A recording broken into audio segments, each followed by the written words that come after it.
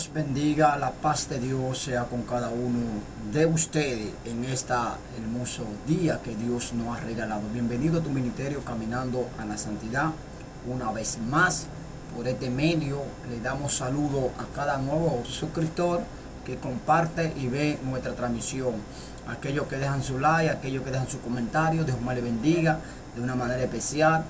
Y la paz del Señor esté con cada uno de vosotros. Hoy traemos, hermano, una nueva bioración, gloria al Señor, hermano, sobre el infierno, gloria al Señor, donde Dios usa, hermano, a diferentes personas, porque Dios le ha placido, hermano, para que el hombre sepa que después de la muerte existe otra vida, y es una vida eterna.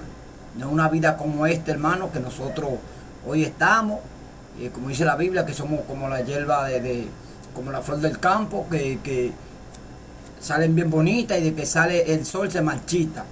Pero nosotros, hermano, somos así mismitos en esta vida, más la próxima vida que alcancemos, hermano, va a ser eterna. Entonces tenemos que... Tras una experiencia cercana a la muerte, nací en Michoacán, México, un lugar bastante modesto. Desgraciadamente, mi hogar no era el más armonioso. Mi padre mostraba un comportamiento agresivo constantemente. La violencia hacia los niños deja marcas profundas y el enemigo aprovecha para implantar semillas de resentimiento que eventualmente germinan en malestar. Eso resume mi infancia y parte de mi juventud, tiempos que recuerdo con dolor. Crecí en un ambiente católico y en mi búsqueda de Dios acudía a la iglesia, donde solo encontraba figuras de un Cristo inerte, perpetuamente crucificado. Había una imagen de Cristo muy grande que sacaban de la cruz para colocar en un ataúd de cristal. Era impresionante, de unos 3 metros, completamente ensangrentado y destrozado. Eso me transmitía una profunda necesidad espiritual. Siempre me emociono al recordar esa época de amargura y la dulzura que vino después. Así es como yo veía a Cristo, incapaz de ayudar porque lo percibía siempre como una figura derrotada. Así crecí, alejándome de mi padre al llegar a la adolescencia. Eventualmente empecé a hacer mi vida a mi manera. Mi madre ya no podía controlarme. Me convertí en un ser impredecible y peligroso. Emigré a Estados Unidos en los años 80, llegando primero a California en 1978, cuando tenía entre 16 y 17 años. Durante 4 o 5 años me distancié de mi familia, incluyendo a mi madre y hermanas. Al mudarme, mis hermanas menores tenían entre 8 y 10 años. Ya en Texas les mandaba dinero esporádicamente, pero en esencia vivía para mí. Compraba autos, los estrellaba, ganaba dinero y lo gastaba sin pensar. Nunca antes había tenido nada, así que eso se convirtió en mi estilo de vida. Un día pensé en mi madre y mis hermanos preguntándome cómo estaría. Decidí volver a México. Encontré que vivían en una zona problemática de Guadalajara, plagada de pandillas que habían agredido a mi madre y hermanas. Para entonces mi madre se había convertido al cristianismo e influenciado a mis hermanos, cada uno a su manera. Yo, por mi parte, rechacé cualquier acercamiento a la religión. Le expliqué a mi madre: conserva a Jesús si te hace bien, pero yo no quiero saber nada de eso. No es que no desee, es que si hago algo malo, quiero ser el mejor en ello, y si voy a servir a Dios, quiero hacerlo dignamente, y no me siento capaz. Les pedí que no me hablaran más del tema, y que solo quería visitarlos. Observé la severa pobreza en que vivía mi familia, y decidí que debía comprarles una casa en un sitio tranquilo. Así que viajé a Michoacán para distraerme un poco. Al llegar a Cotija, donde nací, me reuní con muchos primos que no había visto desde la infancia. Sorprendentemente, algunos eran bastante adinerados, con camionetas nuevas y bolsillos abultados de dinero. Pregunté a uno cómo conseguía tanto efectivo y me respondieron que trabajaban para gente especial en actividades no legales. Les expliqué que necesitaba unos $120,000 para adquirir una vivienda para mi madre y me involucraron en un negocio poco favorable para mí. Me pusieron un paquete en el auto, escondido entre las llantas y el tanque de gasolina, cerca del diferencial. En el trayecto me dormí y salí de la carretera, cayendo en un zanjón de 1 metro. El auto no sufrió grandes daños. Al regresar al camino, no noté que el paquete se había abierto por el impacto. Al llegar al control fronterizo, los agentes me detuvieron para una inspección. Un agente se acercó, miró bajo el auto con una linterna y de repente se quedó inmóvil, como esperando que huyera, pero no lo hice. Tras unos minutos, se volteó confundida, tocándose la cabeza sin recordar su tarea y me preguntó, ¿en qué estábamos? Respondí que revisaba el auto. Preguntó si ya me había devuelto mis documentos, a lo que negué. Entonces me entregó los documentos sin más comentarios y se alejó, diciéndome que despejara el área porque estaba obstruyendo. No le mencioné a nadie lo ocurrido y continué mi viaje por Texas, escondiéndome y temiendo ser seguido, aunque finalmente no pasó nada. Al llegar a Houston, unos amigos me estaban esperando. ¿Qué pasó? ¿Dónde has estado?, me preguntaron. Les expliqué lo sucedido y me tranquilizaron diciendo que habían hecho ciertas oraciones y rituales por mí, anticipando que traería el paquete. Aunque no presté mucha atención a sus palabras, confirmaron que el material estaba en buen estado y me pagaron. Con ese dinero busqué una casa para mi madre. Encontré un dúplex modesto en un barrio nuevo, principalmente habitado por familias jóvenes y sin problemas de drogas. Me sentí satisfecho, pero aún quedaba completar el pago. Había planeado dedicarme a eso solo, mientras necesitaba pagar la casa. Regresé con mis primos, aunque no estaba satisfecho con el plan inicial. Desarrollamos un método que consideramos más seguro. Recuerda el incidente con la agente, porque es relevante más adelante. Con el tiempo, empecé a relacionarme con personas más influyentes y a medida que ascendía, aparecían enemigos. Los conflictos de mis asociados se convirtieron en los míos. Estos individuos estaban involucrados en homicidios y pronto la violencia también nos alcanzó. Llegó un momento en que tuve que participar en ejecuciones y saldar cuentas con quienes nos perjudicaban. Mi vida se oscureció más. Tenía dinero, pero la felicidad era efímera. Nunca me incliné por las drogas, influenciado por las consecuencias del alcoholismo de mi padre. Las evitaba, salvo en compromisos sociales, para no parecer cobarde ante los demás. Solo consumía ocasionalmente. Las drogas nunca fueron lo mío. Algunos compañeros sí las usaban y cometían delitos con los que no concordaba. En esas ocasiones prefería aislarme. Me mantenía distante hasta que me necesitaban. Con el tiempo me alejé de mi familia, avergonzado por los rumores de mis actividades. Ya había comprado la casa para mi madre y seguía enviándoles dinero, pero mis visitas eran escasas. En medio de esto, un hermano menor también se involucró con gente de dudosa reputación, pero de forma independiente a mí. Trabajaba para una empresa cuyo jefe tenía conexiones corruptas dentro del gobierno. Mi hermano descubrió algo que le desagradó y decidió renunciar. Pero el jefe no aceptó su decisión, temiendo que pudiera divulgar secretos. Amenazó a mi hermano con represalias si dejaba el empleo. Cuando me lo contó, me encontré con ese jefe un par de veces en un negocio de cambio de divisas. Era un hombre elegante y rico. Mi hermano explicó las amenazas y le aconsejé que se mantuviera firme en su decisión de renunciar, o sugiriendo que si el jefe creía que había revelado algo, entonces debería actuar. Sin embargo, eso no fue suficiente para el jefe. Finalmente, La policía lo detuvo y lo torturaron en Guadalajara, obligándolo a firmar confesiones falsas de haber robado vehículos de lujo, entre otras acusaciones. Estaba en Michoacán subiendo a la sierra por semanas para cumplir con nuestras obligaciones. En esos tiempos había empezado una relación con quien ahora es mi esposa, la madre de mis 5 hijos, en Cotija. Cuando regresaba al pueblo, la única forma de contactarme era a través del teléfono del lugar donde ella trabajaba. Un día, ella me informó que habían estado llamando desde mi casa en Guadalajara contándole sobre la detención de mi hermano sin saber bien qué había sucedido. Recordé la conversación previa con él y temí lo peor.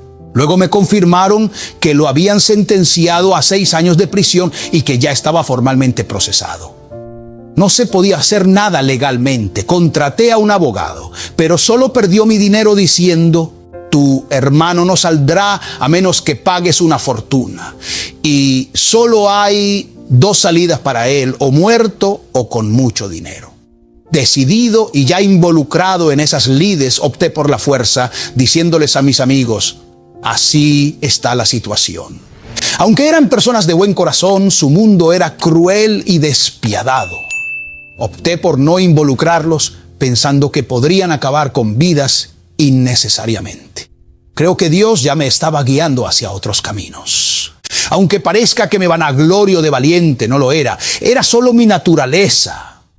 Pensé que el maligno tenía influencia, pero Dios siempre estaba conmigo, apoyado en las oraciones de mi madre cristiana. Descubrir dónde vivía el jefe de mi hermano fue complicado.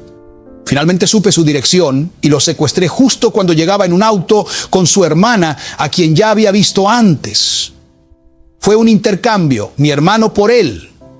Al negociar con los jueces me dijeron: tu hermano entró fácil, pero salir será difícil. Respondí: o sale él o este hombre buscará su tumba. Me amenazaron con matar a mi familia, incluso a mi perro. Les advertí: bien, yo también tengo deseos, y por cada uno de los míos, 10 de los suyos caerán. Al final, el miedo que les infundí, pensando que yo colaboraba con gente peligrosa, facilitó las cosas. Mencioné algunos nombres que podía haber usado, pero no quería, porque esos individuos no venían a negociar, sino a matar. No quería que mi hermano muriera, solo que fuera liberado. Gracias a Dios el intercambio funcionó. Después de varios intercambios de amenazas y negociaciones, liberaron a mi hermano. Una jueza en Guadalajara me advirtió: llévate a tu familia. Le respondí: los voy a llevar y esconder, y luego vuelvo a ajustar cuentas. Una vez liberado mi hermano, mi familia tuvo que dejar Guadalajara y nos mudamos a Estados Unidos para instalarnos. Durante esas andanzas ocurrió un incidente. Mis amigos me propusieron: vamos a hacer algo. No se trataba de cometer ningún crimen, solo de observar. Necesitaban que estuviera involucrado por si alguno caía. Yo también estaría implicado. Aunque no ejecutaría el delito, solo sería testigo. No me agradaba la idea, pero estaba tan enredado en ese mundo que no tenía opción. Yo participaba en crímenes, pero no de corazón. Aún mantenía ciertos principios morales. Pensé en embriagarme para no ser plenamente consciente de lo que ocurriría. Ya me había emborrachado antes. Me emborracho y no me entero de lo que sucede, pensé, intentando evadir la realidad. Comencé a beber en un bar con mis amigos, pero el alcohol no surtía efecto. Me sentía sobrio. Uno de ellos sacó una nueva droga y me ofreció una muestra para que la probara y la promocionara. Tomé esa pequeña cantidad y la puse en mi boca sin conocer sus efectos, ya que, aunque traficaba, no consumía. Se disolvió rápidamente y aunque quise escupirla, ya era demasiado tarde. Me avergoncé y fui al baño. Intenté escupir, pero ya se había disuelto en mi boca. Me limpié y volví al bar. Pero entonces sentí una voz interna diciéndome: hasta aquí llegaste, hoy tu vida se acaba. Un temor me invadió, sentí el corazón queriendo salirse de mi pecho, casi desmayándome, me sujetaba del bar para no caer.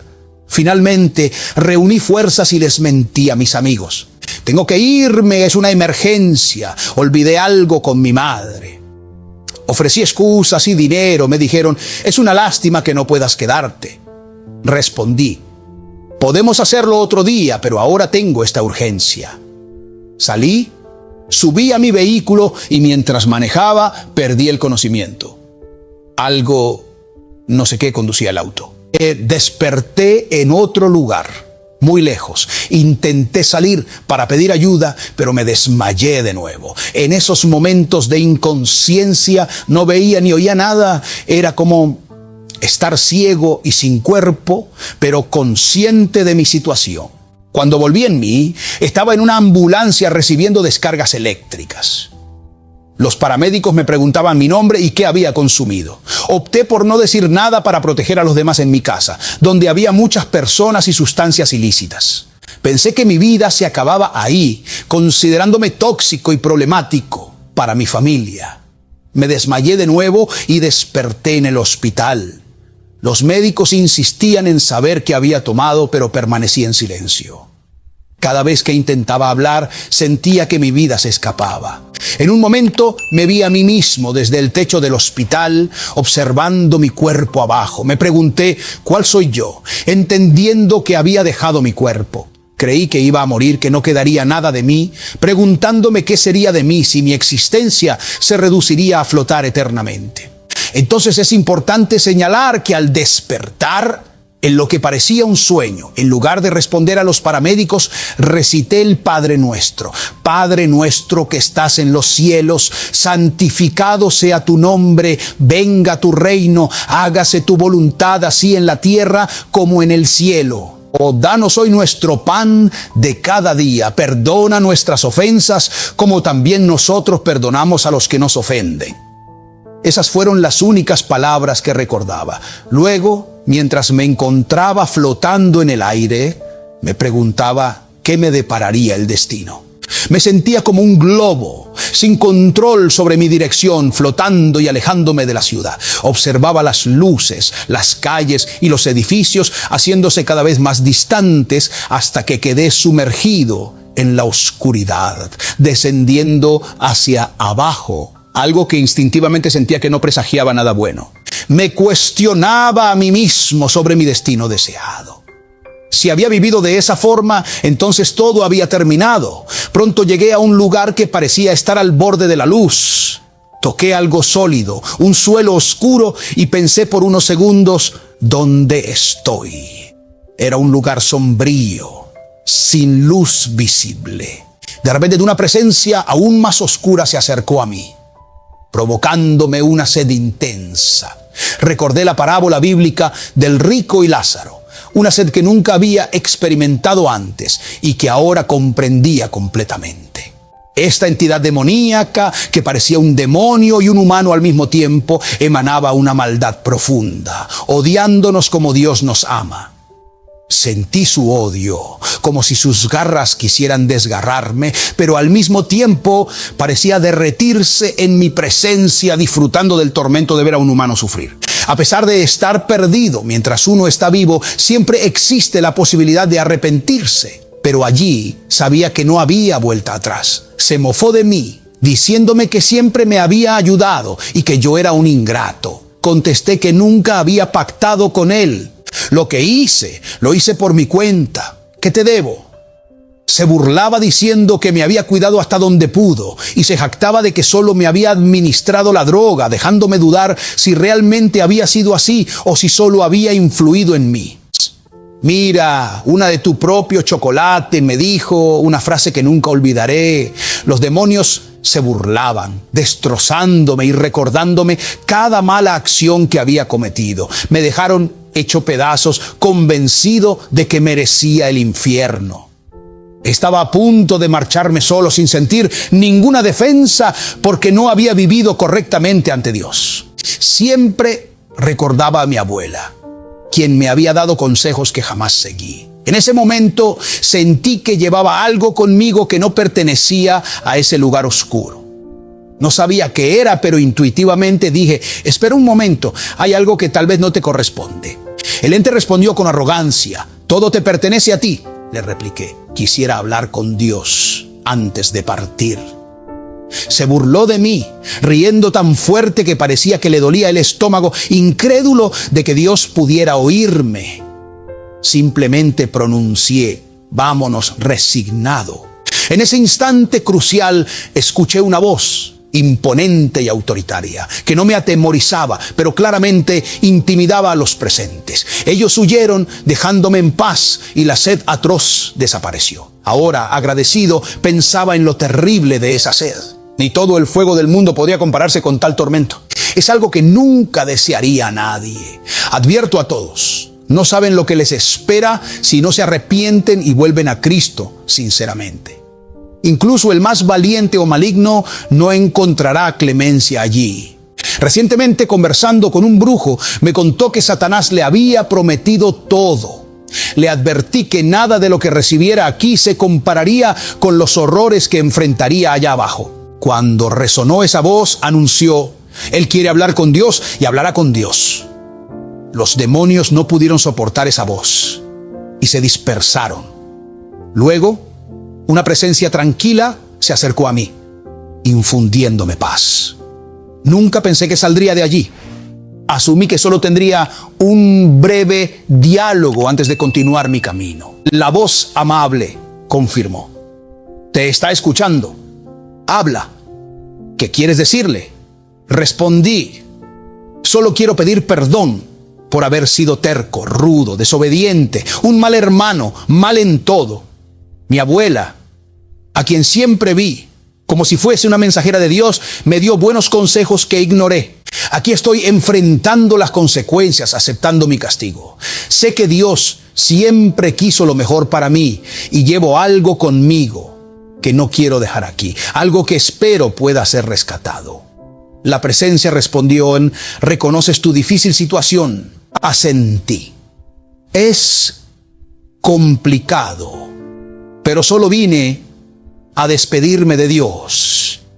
Y si mi tiempo ha terminado, agradezco estos minutos de escucha y ahora seguiré mi camino. Entonces me preguntó, ¿crees que hay alguien que te ama tanto como para tomar tu lugar? Negué pensando en un ser humano, quizás mi abuela. Respondí, no, nadie que conozca este lugar vendría aquí voluntariamente. Si lo traes, es engañado. Si alguien me ama, no desearía que viniese aquí. Eso lo haría aún más criminal. No pensaba que Dios quisiera a alguien como yo que estaba destinado al infierno. Dije, si alguien que me ama es arrojado aquí, yo sería aún más miserable. Ya estoy aquí. Que se cierre el capítulo de mi vida. No voy a sacrificar a nadie. Nadie me ama lo suficiente como para venir a este lugar. Entonces me preguntaron, ¿qué piensas de Jesús, de Cristo? Entendí inmediatamente a quién se referían. En el ámbito espiritual no necesitas que te repitan las cosas. Lo sabes. Me preguntaron sobre Jesús y recordé que en mi infancia solo conocía la imagen de un Jesús muerto, que para mí no significaba nada más que un personaje de una historia que simplemente murió. Respondí, incluso estoy molesto con él. ¿Por qué estás enojado con él?, me preguntaron. Expliqué, si es el Hijo de Dios, ¿por qué simplemente dejó que lo mataran? No parece gran cosa. Dije con resentimiento, preferiría que me hubieran enfrentado directamente, pero él simplemente se dejó matar. Sentía amargura desde niño, culpando a la religión que solo enseñaba la imagen de un Dios constantemente derrotado y sufriente, colgado y nunca mostrado de otra manera. Expresé, Jesús y yo no compartimos nada. Me es indiferente. Crecí en Michoacán. ¿Cómo podría él ayudarme si ya había muerto? Cuando mi padre nos maltrataba, ¿dónde estaba Jesús? Murió hace 2000 años. ¿De qué me sirve eso? De repente, como si se abriera una ventana, una luz brillante formó una especie de pantalla de cine circular y vi a Jesús siendo golpeado. Recibí toda esta información De repente, quería intervenir, extender mi mano para detener los golpes. La voz que me acompañaba dijo: ahí estás haciendo el pago por ti. Si no sufriera esos golpes, no podría redimirte. La persona que más te ama, a la que me refiero, es Él. Me destrozó internamente porque acababa de describir su muerte de manera despectiva. Comprendí el mensaje. No sé por qué nunca lo había entendido antes. Vi que cada uno de mis pecados y acciones se reflejaba en un latigazo hacia Él. Evitarlo significaría no tener camino hacia mi redención. Recordé cómo incluso Pedro en las Escrituras fue advertido por Jesús de su necesidad de morir crucificado. Me di cuenta de que mis propias acciones contribuían a esas heridas. Pregunté: ¿qué debo hacer? Solo podía aceptar esa realidad. Nunca había sentido amor ni afecto genuinos por nadie, y aceptar ese amor era un desafío. Me conmovió profundamente y me llevó a abrir mi corazón. Señor, aunque luego me condenes al infierno, quiero vivir para contar a otros lo que hiciste por ellos y por mí. Si al final me envías al infierno, hazlo, pero tu sacrificio es mayor que mis errores. Pero dejé claro que no entraría en debates teológicos sobre predestinación. No me dijeron: esto te conviene, hazlo. Solo preguntaron si quería hacerlo. Respondí: por lo que hiciste y cómo sacrificaste tu vida, debo hacerlo conocido y decirlo, porque no puedes haber muerto en vano como pensé. Perdóname. Le rogué perdón repetidamente y oré mientras observaba sus ojos tan bondadosos y dulces. Comprendí que su sacrificio era mucho más grande de lo que alguna vez imaginé. Entre lágrimas le supliqué: llévame de regreso. No era tanto por el miedo al infierno, sino porque valoraba más lo que Él me ofrecía. Así regresé al hospital, pero quedé como desvanecido de nuevo, sin flotar ni nada por el estilo. Sentí cómo volvía a mi cuerpo y experimentaba un frío intenso, pero no podía ver ni sentir más allá. Escuché voces y supe que eran los doctores. La voz humana es muy diferente de la de un demonio o un espíritu. Entendí que estaba de nuevo en el hospital y tardé algunas horas en recuperar mis sentidos físicos. Escuchaba primero y gradualmente recuperé la vista. Cuando finalmente pude abrir los ojos, una doctora me abrazó y lloró, preguntándome: ¿viste a Dios? Le respondí que no. Ella dijo: lo veo en tus ojos. No lo vi, solo hablé con Él. Vi algo, pero no puedo decirlo porque me desmoronaría de nuevo. Me abrazó y dijo: bienvenido a la vida, ya te habías ido. Le confirmé: sí, lo sé. No vas a volver a hacer lo que hacías, ¿verdad? Espero que no. Sentía miedo de estar vivo de nuevo, pero también alivio porque aún tenía cosas por hacer. Haber vuelto ya era una gran ganancia. Sabía que enfrentaría a muchas personas a quienes no les gustaría mi nueva decisión. Al salir del hospital me dieron documentos que detallaban la cantidad de drogas que había consumido. Me llevé esas hojas, aunque desearía haberlas guardado.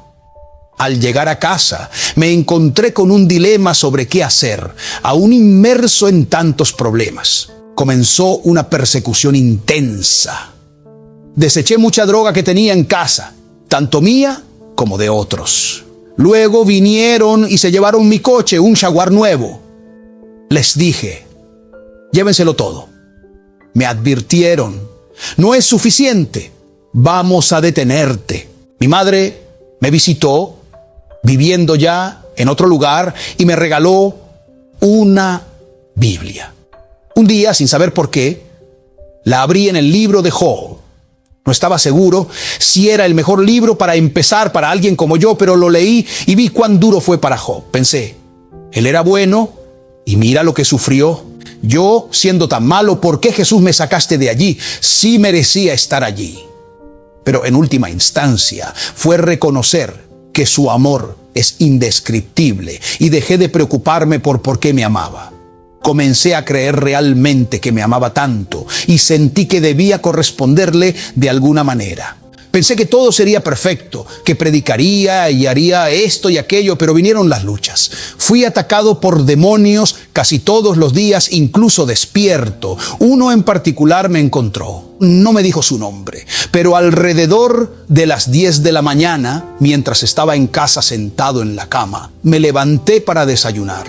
Mi madre iba a preparar algo y noté una pistola en el buró a la derecha y una Biblia en el de la izquierda. Sentado en la cama, contemplé ambas y pensé, qué vida la mía.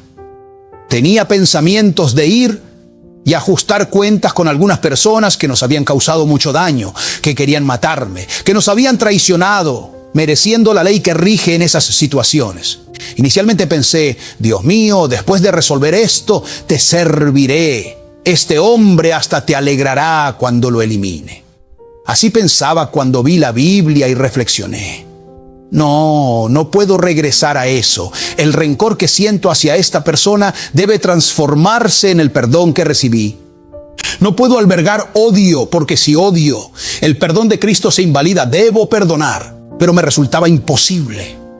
Entonces un demonio apareció en la habitación. Intenté huir, pero estaba paralizado. Me amenazó y dijo, harás lo que tienes planeado.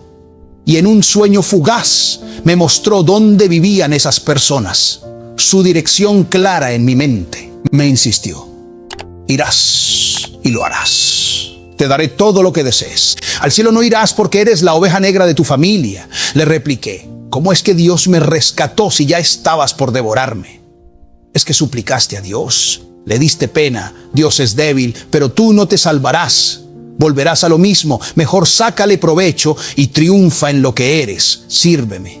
Estuve a punto de ceder, pero entonces volví a ver la imagen de Jesús en la cruz. Caí de rodillas y exclamé, prefiero morir, llévame al infierno, pero no cometeré más crímenes, aunque según tú pertenezca al infierno, no haré más. Intentó detener mi corazón, dejarme sin respiración. Sin conocer mucho de la Biblia, solo pude decir, Dios mío, si muero, recibe mi alma. Cuando estaba cayendo, sentí una brisa. Mi madre, que estaba en la cocina, intuyó que algo malo sucedía y comenzó a orar por mí, invocando la protección de la sangre de Jesús. Esa brisa me revitalizó y repelió al demonio, que se fue maldiciendo, diciendo, esto no acaba aquí. Me recuperé lo suficiente para caminar, aún en estado de shock, y fui donde mi madre, que me esperaba para desayunar. Ella notó mi palidez y preguntó, ¿por qué estás tan pálido? No sé, tuve una pesadilla, respondí. ¿Qué pesadilla?, inquirió.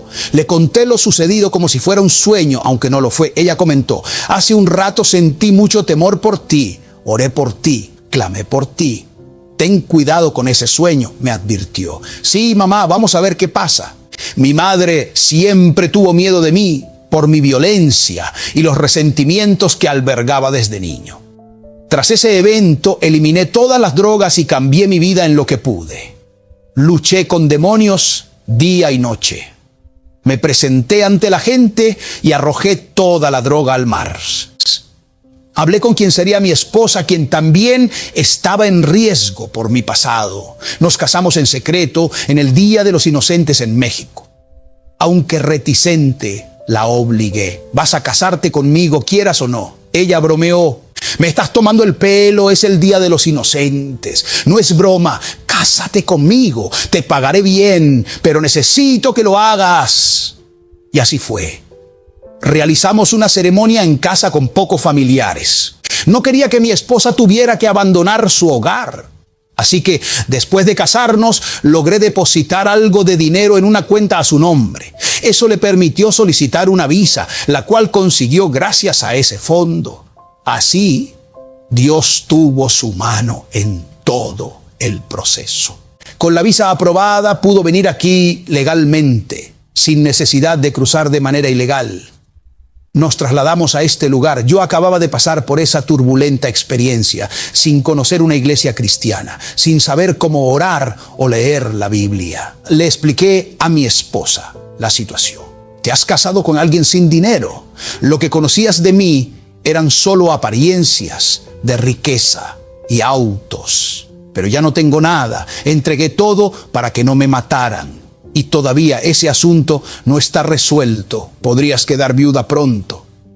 Ella respondió: no importa, te seguiré. Vámonos. Al llegar a Houston, conseguí trabajo en carpintería, apenas ganando lo suficiente para comprar pan Bimbo y frijoles en lata. La lucha con los demonios continuaba. Me apoyaba escuchando mensajes cristianos en la televisión, pero los demonios eran implacables, un tormento constante que me robaba el sueño. Desesperado, solo podía clamar: Señor Jesús, ayúdame. Los demonios se iban, pero volvían. Eventualmente clamé: no puedo vivir así, Señor. Prefiero que me lleves. No sé si me quieres, pero atraigo a los demonios y nunca me dejarán en paz mientras viva. Establecí un plazo de 3 meses durante los cuales me dediqué completamente a leer la Biblia, dejando de lado la música secular, incluso las románticas de los Panchos, y evitando el lenguaje vulgar y las malas compañías. Decidí que si después de visitar una iglesia evangélica y no experimentaba un cambio, asumiría que Dios me había ayudado por su bondad, pero que yo simplemente no era material para el cielo. Dediqué esos 3 meses a dar lo mejor de mí mismo. Me sumergí en la Biblia, a veces quedándome inmóvil durante horas, ya fuera en una silla o en el baño, siempre con el apoyo de mi esposa. Cuando finalmente visité una iglesia evangélica, había asistido un par de veces con mi madre y sabía que al final hacían una invitación para acercarse. Ese día, el pastor omitió la invitación, lo cual me frustró. Pensé: tengo una necesidad desesperada de Dios y Él ni siquiera lo ofrece. Decidí que el pastor oraría por mí, quisiera o no. Me levanté de donde estaba sentado y en lugar de salir, me dirigí hacia el pasillo que llevaba al pastor. Mientras caminaba, sentí como si una corriente eléctrica me atravesara, comenzando a temblar intensamente. Avancé por el pasillo mientras la gente observaba, claramente haciendo el ridículo a ojos de los demás. Pensé: le pedí a Dios que hiciera algo y parece que realmente tomó mi palabra en serio. Avancé hasta donde estaba el pastor. Cuando intentó colocar su mano sobre mis hombros, surgían chispas y electricidad, impidiéndole tocarme. Me instó: no resistas. Confundido pregunté: ¿qué? Al Espíritu Santo quiere sanarte, tocarte. Dudé pensando que tal vez era otro demonio molestando. ¿El Espíritu Santo?, pregunté. Sí, respondió. Cediendo, le dije: entonces, adelante. Haz lo que tengas que hacer. Sentí como si me pasaran por un filtro, purificando todo lo malo que llevaba, y caí al suelo. Al despertar, me sentía puro como un niño. Le expresé al pastor: quiero morir ahora mismo. Él se rió y preguntó por qué. Respondí: porque estoy limpio, como un bebé, listo para el cielo. No es tan simple, me dijo. Esto es solo una señal de que Dios te ama y te ha salvado del infierno. No morirás ahora. Cristo es más que suficiente. Debes testificar de Él. Tras ese encuentro, los ataques demoníacos cesaron. Sentí que estaba a punto de hablar en lenguas, lo cual me asustó inicialmente. Desde ese día me sentí verdaderamente perteneciente a Dios, marcado con su sello. Cuando los demonios regresaban, ya no los repelía con miedo. Les desafiaba. ¿Cuántos has traído? Suficientes, respondía. Trae a todos los que puedas, les retaba. ¿Y qué te crees?, me preguntaban. Te voy a recordar algo que has olvidado, les decía. En mi casa había un reloj que hacía un sonido constante. Me acostumbré a ese tic-tac.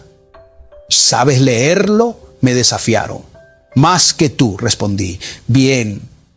Cada tic-tac te recuerda que tu tiempo se acaba, igual que el mío. Un día estaremos ante la presencia de Dios. Yo estoy cubierto por la sangre de Jesús y tú la tienes en tus manos. ¿Cómo te irá cuando estés frente a Él, siendo tú quien lo torturó y se burló de su muerte? Veamos quién es el verdadero perdedor. ¿Quieres seguir escuchando? Los demonios, llenos de ira, no quisieron escuchar más y se fueron. Ya no me molestaban como antes. Ahora los encuentros son esporádicos y utilizan otras tácticas. Siento que podemos dejar esa parte atrás y compartir otra experiencia que tuve de ir al cielo. Reconozco ambos lugares. No vi llamas ni demonios, pero sí conozco lo que se siente esa horrible sed, la cual no se la deseo a nadie. Simplemente estar sin la presencia de Dios, sentir esa ausencia, es como no existir, pasar a un estado peor que el de una piedra o un árbol muerto, condenado a sufrir eternamente. Cuando estuve en esa situación, pensé, una eternidad con esta sed sería insufrible. Nunca imaginé que Dios me daría una segunda oportunidad. No soy especial, solo agradecido. Algunos podrían pensar que hice trampa, como si por haber estado allá ellos también podrían tener esa oportunidad, pero no depende de nosotros, es voluntad de Dios. Crecí en una religión que no conocía al Cristo vivo, solo al Cristo muerto. Ahora, frente a un diagnóstico terminal, me han sugerido remedios de brujos, pero rechazo esas supersticiones. Mi último aliento aquí será el primero en la presencia de Dios. Caiga donde caiga, soy del Señor.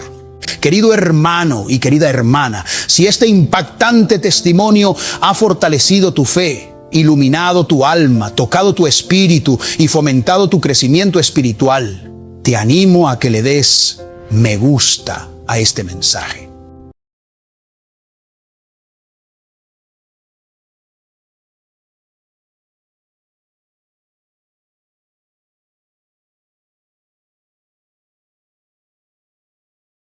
Gloria a Jesús, hermano. Un testimonio que verdaderamente la persona que lo está relatando, gloria al Señor, hermano, nos conlleva a vivir una vida agradable a Dios, apartada del pecado.